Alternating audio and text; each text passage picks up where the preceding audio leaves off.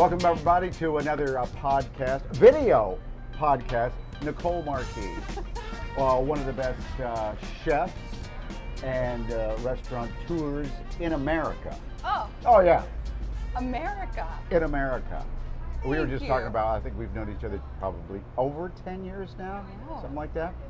So I should say the name of our podcast. Thought for Food. Do you like it? I love it. See? Instead of food for thought. Yeah. Nice.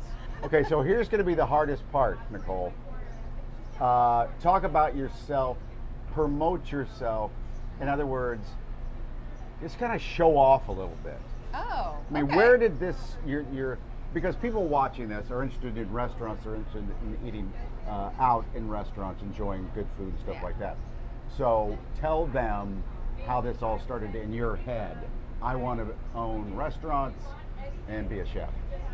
Yeah, so, I was doing something completely different. I was studying Shakespeare and classical drama. And, like every good actor, I spent a lot of time in the restaurant industry and learned all of the ins and outs of how to run a restaurant to pay my way through school. It's so true. I know, isn't it? It's so true. To be or not to be a chef? Right. That That's was the exactly question.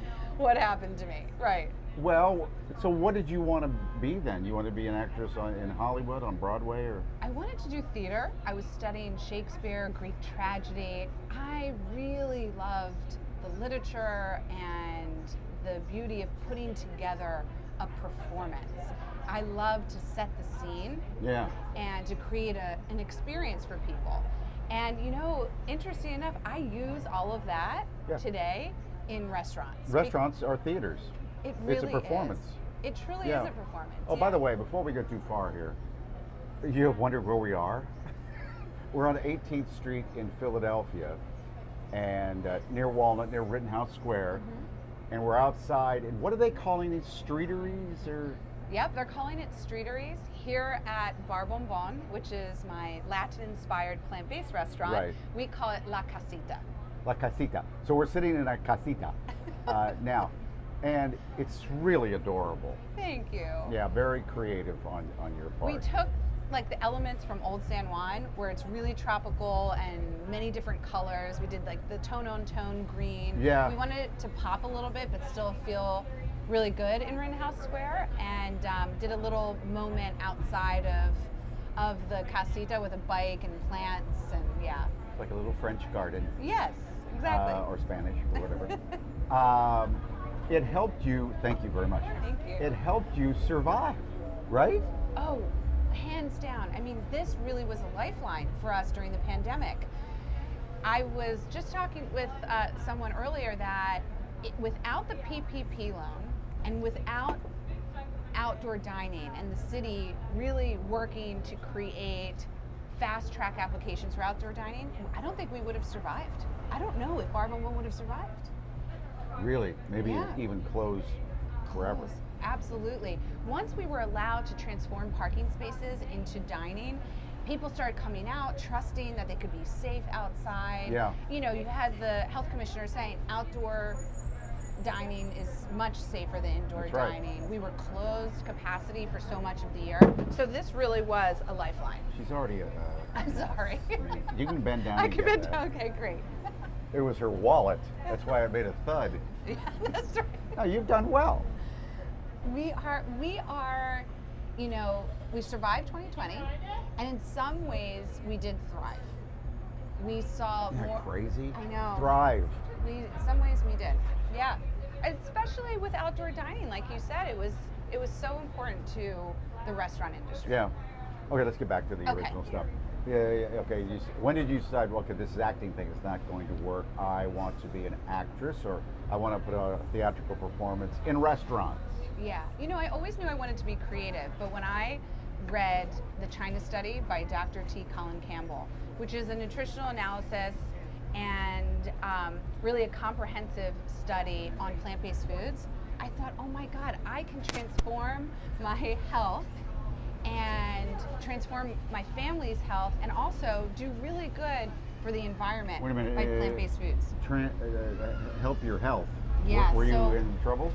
Well, I just, I wanted to feel better. I wasn't necessarily unhealthy, but I knew I wanted to feel really good and have a lot of energy. But it wasn't until I moved home with my dad and my mom.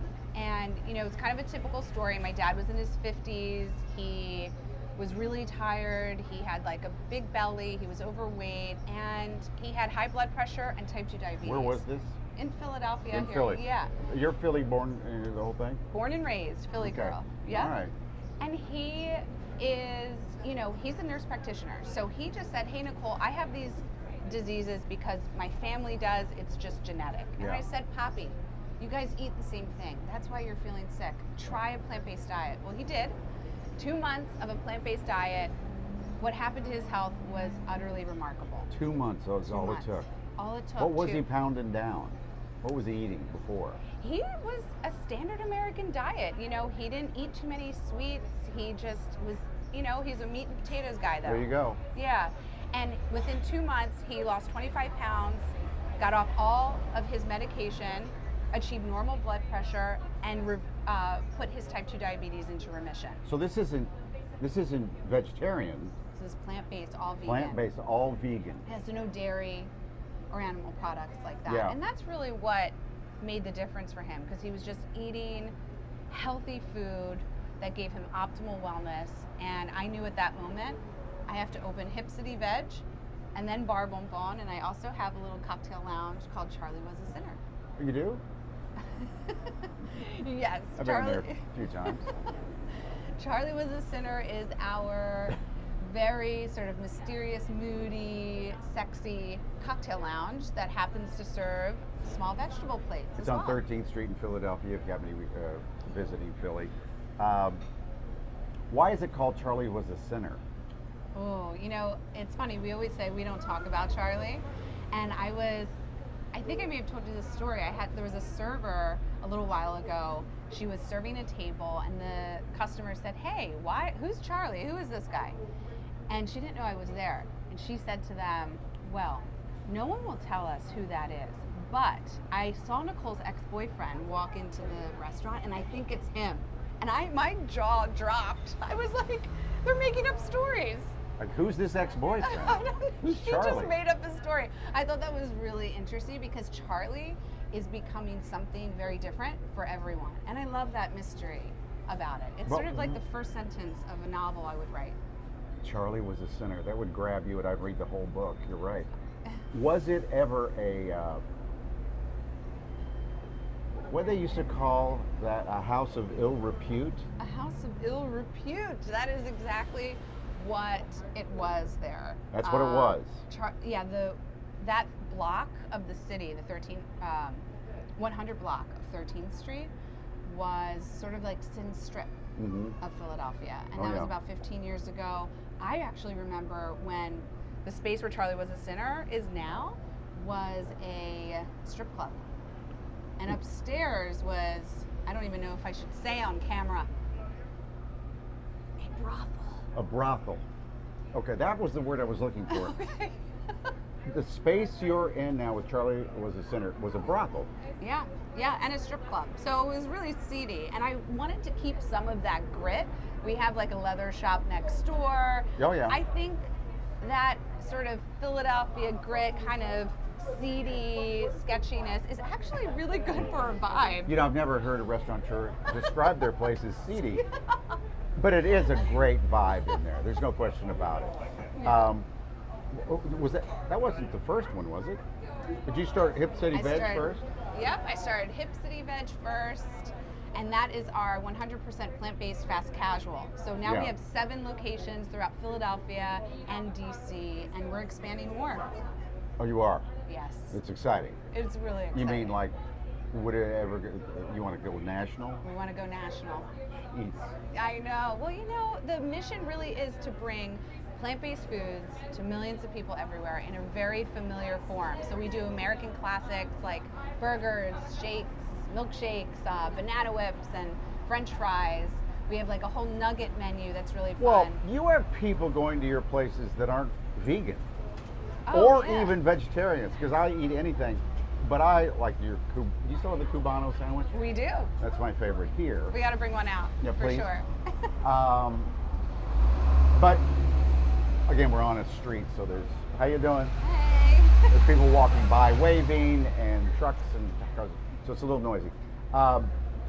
It still was risky, wasn't it, to go all vegan? Yeah, it was. In Philly. It was risky, but at the same time, like, I know this city, and I think what people really care about is just good tasting food. So if I can make like this crispy chicken sandwich taste it so good that people crave What it. is it really? Just happens to be plant-based. I What, think people what like is it. it? What plant? It's soybeans. Okay. So like, you know, edamame. Yeah. I always You describe smash it like them all that. You up. smash it up and make a Make good meat chicken out of it. sandwich. And it, yeah, bark, bark, bark, bark. Okay, people watch this. They're thinking. I think a lot of them want to be in the restaurant business because it does Oh, seem yeah. glamorous. It seems like Seems you are like, yeah. really have a cool life. Oh. Yeah. Would you advise it? It is a very hard industry. There's so many variables. It is definitely a people business. So you're working and managing and coaching so many people every day. And then you have the guests, you know, that are, you know, coming to your restaurant expecting an amazing experience. And then you have food, you have the business, the electricity, the utilities, I mean, the kitchen. It's so many different things that you have to watch and run every day. All right, split it up into percentages then. How much is business? I mean, like calculating and that's about half staff of it. and- I would say that's half of it. Yeah. do you ever get in the kitchen? Not as much what I anymore. I have figured. like really great talent that fortunately that does that for me, which is amazing. You miss it or? Yeah, you know, sometimes I miss just like having one restaurant and I'm the cashier and I'm yeah. also answering the phones and like cooking the food. I think that's really fun. You're sweating. I know. But for me, you know, this has always been about growing a national, international brand. But hold on, you actually thought that I'm gonna create a national brand? Yeah. That was when I opened Hip City Veg. I knew that. Hello. You knew. I knew. Yeah, I knew. I'm going to go national with this. I want to create a plant-based company that helps to make the world a better place. You okay? A lot of people have dreams, Yeah. but they're not confident at the beginning. Like, oh, this might not work. Oh no, I'm gonna have a national brand. Who came up with Hip City Veg? Because it's perfect. Oh, that means so much. Yeah, I mean that It was was. you. Yeah, that was a couple years of trying to figure out the name, you know, and Hip City Veg to me just said it all. It's It does. what we are, and it has a really good rhythm to it. And you're not going to be a doofus because you eat nothing but vegan food. You're hip. You're actually hip now. It's like right? a new normal. Yeah. Yeah. And Philly's now a hip city. Yeah. Okay, so I always hear that 75% of restaurants will fail. Mm-hmm. Yeah. What's the worst side of being a restaurateur? Oh, I think that it's really a daily grind. It's you have to focus on it every single day. So that can get really tiring. Yeah. You know that you don't really get a break. You always have to be on top of it and watch it. So I think that's one of the things that, like, you know, a lot of people just say, hey, this actually isn't for me, right? So, Yeah. you know, it looks glamorous on the outside because it feels great to be talking to people. But it's 7 days a week. But 7 days a week. 24 hours a day. 24 hours a day. All Yeah. right, so what does that do for your personal life, if you don't mind me prying? Here, have another drink. Okay. I think I will. Woo! Okay, now we're ready to talk about that. Yeah, how does it, how, is it okay? I'm so nervous. Well, You were married, I wasn't married. or you were never married? I was engaged Does your father know about that? 2 times. You've been engaged twice. About, yeah. Okay. Really? No. Will you marry me? Yay! Okay, so that they have, you're no longer together. No, but so I have a son who is 4 years old in July, Okay. which is really exciting. We're going to celebrate his 4th birthday, and he really is my whole life. His name is Lucas, and his father, who's wonderful, is also in Philadelphia, and we really make it work. I think co-parenting is something that a lot of families have to think about. Right. We went through a lot of therapy to make that work together because it's a whole Good. new type of family structure. Yeah.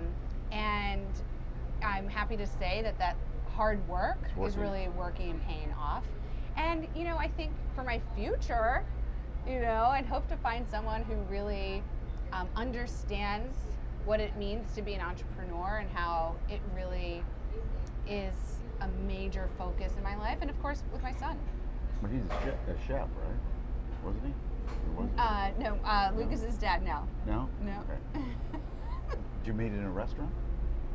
We met through a blind date, Whoa. actually. Yeah. Really?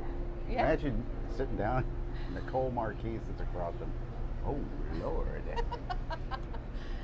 So I guess what I'm driving at is it tough to have a personal life and be so intent on your business? I think so. Because And I ask this of men too, so back off, everybody. Yes, that's right. Because I think as a mom, a single mom, and an entrepreneur, that really occupies so much of my time. But it is important for me to carve out that personal time because that's the richness of life, right? Having family and having friends and Can you focusing on unplug? your personal growth. What do you do to unplug? I do yoga like 4 or 5 times a week. That's really important to me. I meditate at night, and I have like a really disciplined morning routine and evening routine where I take a moment, like I'm reading or I'm meditating. That's super important if you're going to work at this level. Yeah. At this executive level, you have to be disciplined. What time do you get up? I get up like at 6:30, so not too bad. And it's disciplined. You will do the yoga. I will do, I'll do yoga, weekends. What do you meditate about? Do you have apps? Yeah, I actually do something called Wim Hof Breathing. Who? Wim Hof. You should. Wim Hof. It's kind of out there. It's really far out. And Show me a little bit. I can't. No. I would be so bad. Okay, no. You really just you breathe in and out, and you do it over and over again, and then I do that all day long. you sit and meditate. I breathe in and out all day long. I know. I shouldn't teach it, Even but it's sleeping. actually really cool. Yeah. So I'm into that far out kind of. What's the name of stuff. it again? Wim Hof Breathing. Okay, Wim Hof. I'll look it up. It's pretty far out. And then I do like mindful meditation. I've done that. Oh, visualization. Visualization is key. Okay, now remind me how that works again. So, one, I do vision boards. So I put it all on, paper. You do that once a year or? Once every couple years, a vision board Okay. of what I want like the next few years And to then look like. you look at it? Yeah, you look at it, you see what it is, and then you sit calmly and quietly. Maybe you have a little music that relaxes you, and you really begin to visualize how you want your life to look like. You use your imagination to create the world and your future ahead of you. And when you're visualizing, do you see yourself like living in the Maldives, if that's what you want? Or Yeah, that's exactly you right. see yourself on the beach or whatever. Yeah, absolutely. And you see yourself with the perfect family or the perfect, and nothing's perfect, obviously. No. Nothing. Everything takes commitment and hard work. But it's important to know where you want to go. I always tell people when they ask me, like, oh, I want to, I just don't know how to get there. Right. Well, one, where is it that you want to go? Where's your destination? Because if you know where you want to go and you focus on that, you'll get there. Did you ever visualize you'd be on 18th Street in Philadelphia sucking in exhaust fumes? No. No? No. Okay, I It guess was always this a dream is, of mine. And, it's always a dream of mine. Well, it's a dream of mine to meet people like you. oh, is that right? No, it is. Yeah, okay. I watch and love your show, so Thank you this very is much. amazing. All right. I'm blushing. Let's have another drink. All right. You seem to be at the forefront of leading Philadelphia restaurants through this pandemic. How did that happen? Oh man, I will never forget the interview we did together. In March, I think it was March 18th or 17th. It was the day after we had to shut down. That was it. I believe you were on 13th Street. We did a live shot with you. Yeah, and it was the day after I had to go into all of the stores and let my beloved employees know that we had to shut down, and I had to let them go. Over 200 people in about 3 hours. And it was a really hard time. Yeah, and there was so much unknown too. But you knew you had to let people go. Right. And now they don't have a living. I couldn't believe it, actually. When I sat at the table, it was almost like a war room with my staff, like my executive leadership team. And I remember my CFO and my VP of operations going, we have to shut down. We can't do that. And then the mayor announcing that all restaurants had to close. That was a really shocking moment for me. Yeah. And what I knew right away, when I was talking to my employees and how much they depended on this job, I knew right away, we've got to work together as an industry to advocate for our employees' needs, because they need us. And we have to fight for our businesses. And that's what you did. Yeah, we created Save Philly Restaurants Coalition. Yep. And it's made up of over 300 restaurants in the city, local bars and restaurants here. And we all came together. We wrote petitions, we sent letters, we advocated at every level of government, local, state, and federal. And what did you get done? well, we got a seat at the table, which was our number one request. We need to be involved and have representation at the table with the city officials, because this is affecting our livelihood so greatly. And so every Friday morning at 8:30 a.m., we meet with the mayor's office, the health commissioner, the commerce department, and we are on a virtual table with them every week, determining what is the next best step for the restaurant industry. So that was a huge success. We advocated for expedited unemployment benefits for our employees. And we also set up first it was a COVID-19 testing clinic for all of Philadelphia's restaurant workers here at the GOAT at 1906 Sansom. I remember that. Yeah. You were on the forefront of getting restaurant workers vaccinated, right? Yeah, and then we set up a clinic. The first day of the clinic, we vaccinated over 1,000 restaurant workers. Dang. I know. It was really... And that was before anybody else was talking about stuff like that. You know what I mean? And we knew it was a matter of survival, and we had to keep our staff safe. And they needed it in order to trust us enough to come back to work. To open up again, we That's need right. people vaccinated. Absolutely. Yeah. That was the key to our success there. Now, is everything back open for you? Friday, we just got an announcement that tomorrow morning, all restrictions, 100%, are lifted on restaurants. So when we're taping this is, Tom, what is this? It's June the 10th. So who knows when you're watching this? It might be a year from now. But June the 10th, 2021 was the last day, supposedly, we have to wear masks inside. You know what's happening right now?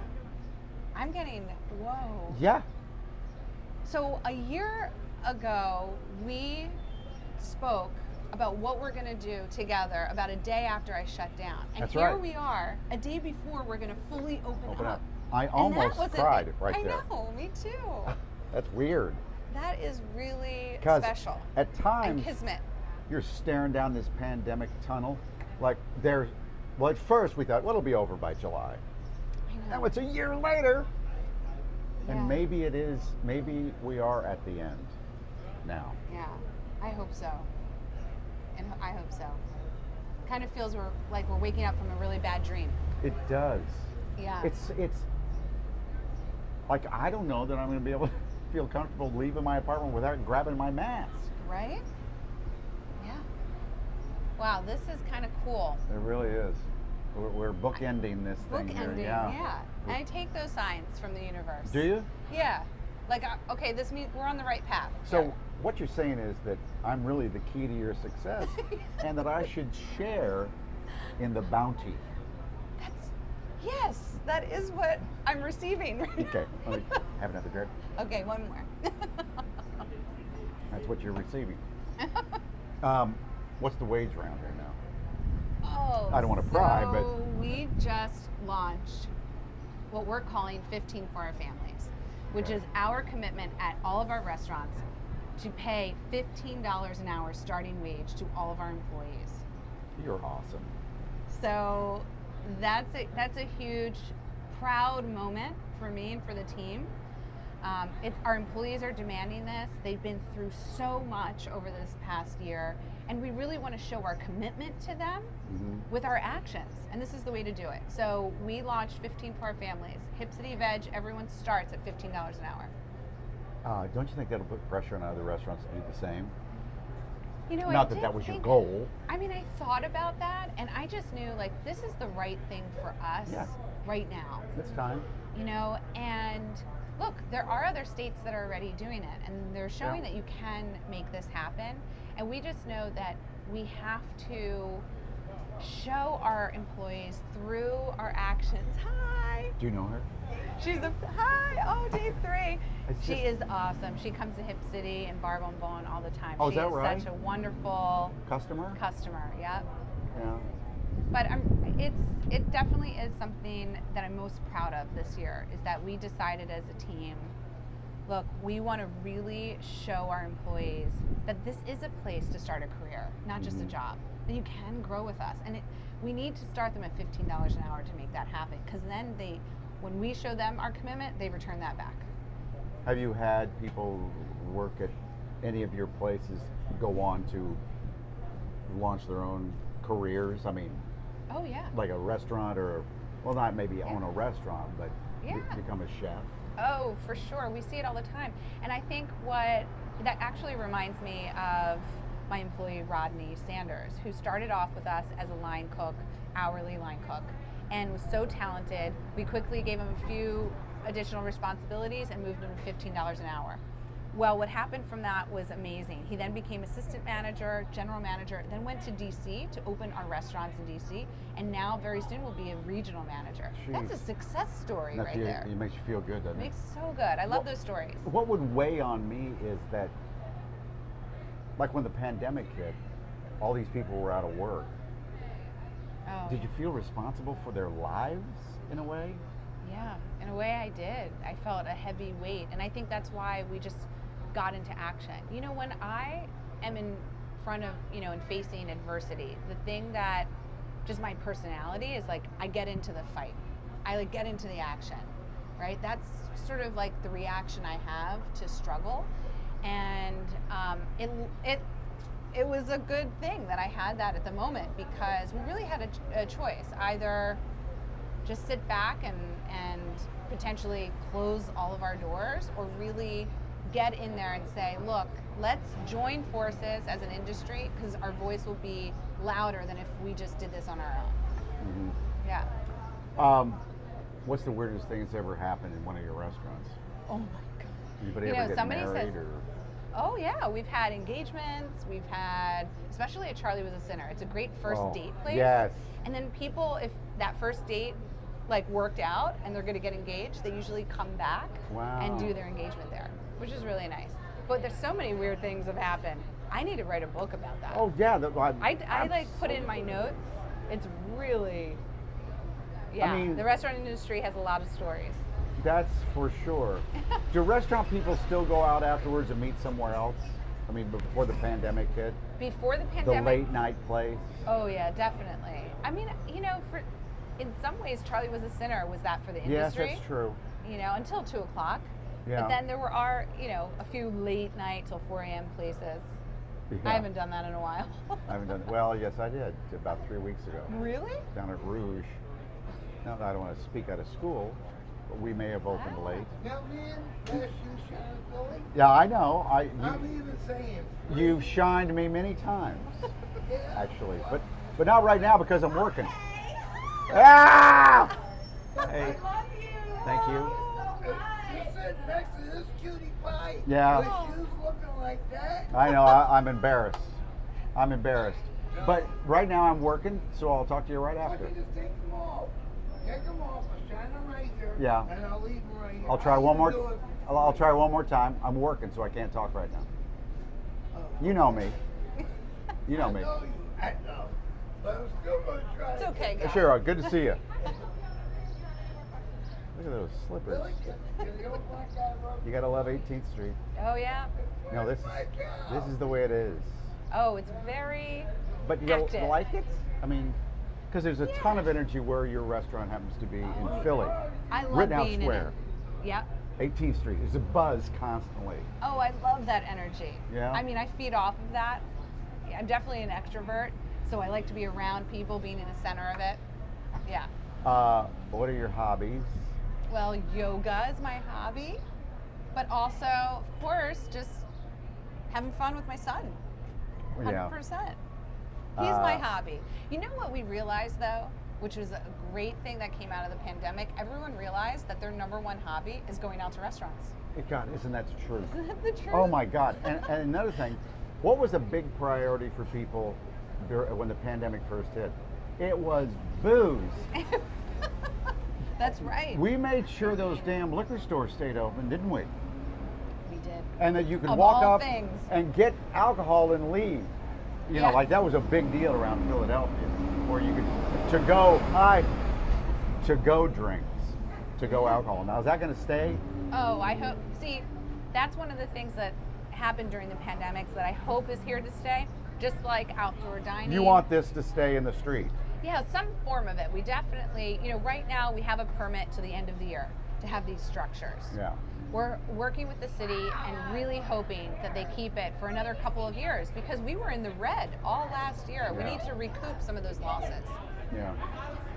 Is that why It you're also charging creates a nice vibe. $75 for the hamburger?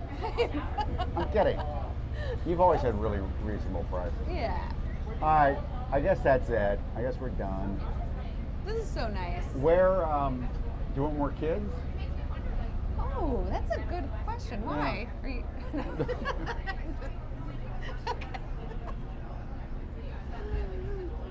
We gotta go. Yeah. We'll see you No, later. hold on a second. No, do you have an answer? If I find the right partner and get married, I would consider more kids, but I'm getting old. No, please. I am. Please. We'll see. We'll see if it's in my future. Right now, I have like all my attention on Lucas, so we'll see. Okay, so on your vision board, Yeah. have you looked down 12 months? Yeah. Hopefully, relationship is part of that. Relationship? I'm getting so personal with you. Yeah, well. So, hopefully, Do you like older men? Oh my God, where is this airing? It's on a really off channel. Okay. You know what I mean? But they'll have videotapes at Charlie is the Sinner in the back. Yeah. Yeah. Next to Danny's Leather. Is that place still there? It is. And I tell him all the time, don't go anywhere. I like having that next There door. is a Danny? There's a Danny. If you've never been to Charlie's the Center on 13th Street, Philadelphia, there is a leather shop, and that kind of leather, literally next door to your place, Right there. right? Yeah. You see people going from Charlie to there sometimes. Yeah. It's really funny. I'll have the Cubano, and I'll get a dildo next door. There you go. Everything you need. Those to go. Oh my God. Okay, so this Okay, is the last let's go. thing. Yeah. Vision, 12 months. Yeah. If you don't mind sharing, because some people don't like to do that, what's on the vision board for the next 12 months? Well, personal is just Personal, yeah. keeping, health being priority. My son, seeing him Right. go into kindergarten soon. Maybe a relationship's on the horizon, but also really focusing on the team because they got us through the pandemic. Yeah, They're yeah. incredible. Yeah. And I want to see us thrive in the next 12 months and grow. Hey. That's amazing. Everyone is stopping. Well, it's weird because during the pandemic for the last year and a half, I haven't had to deal. Oh, yeah, you haven't It's gone not out. dealing with it. It's people didn't Interacting. recognize you with a mask on, Yeah. and it was kind of fun. You didn't have to brush your teeth or anything, or look decent when you went out. But those are great goals, Yeah. and I believe so you grow will the reach company. them. Oh, thank you. Doesn't your 4-year-old son ever want to go to McDonald's? No, you know what he says to me? Hip City Veg is my favorite place. I'm like, Which is, well, that's That's a all he's gift. ever known, isn't it? Plant-based food. yeah, And so isn't that a great lesson? yeah. Where did I learn to love weenies and, Yeah. hot dogs, Just what we hamburgers? Because my mom and dad served it to us. Yeah. So he loves Hip City's sweet potato fries and chicken nuggets and salads. He eats he'll ask me, Mom, can I have grilled asparagus, please? I'm like, absolutely. What's he into? At 4, is he into YouTube yet and stuff like that? Oh, that's going to be like a challenge, I Yeah. think, for a lot of parents because, I was getting ready. I needed him to really, come with me and not create a fuss or anything. I was like, here's a phone. Oh, and no, I give it that's to him. what we do. And all of a sudden, it was like instant. He was looking at YouTube. He knew how to work the phone. I was like, Yep. how is that possible? So young. My 10-year-old granddaughter, Teddy, has a YouTube channel. I was just watching it earlier this morning. And she knows how to put graphics up and music. Yeah, It's crazy. really something. But his favorite thing right now is Woody and Buzz from Toy Story. Okay. Yeah. So he's still really young and innocent, doesn't really get onto YouTube as much. So but that's a challenge for a lot of parents. Yeah. Well, good to see you. So good to see you. As Pleasure. always. As always. Continued success. Thank you. Thanks All so right. much for all of your support. I have to tell you, and I don't know if I tell you enough, but we really Look into the feel camera and say that. okay. We really feel grateful and in many ways indebted to how you have supported us through these years. Really? Really? Absolutely. You're always giving us praise and bringing us on Well, and that's true. talking about us, and it has made a difference. So thank you. I'm happy to do it, and because I truly believe in you. Thank you. Yeah. This is great. All right. Cheers. We'll see you next time. Thanks, Nicole. Thank you. You're awesome. You too. Cheers.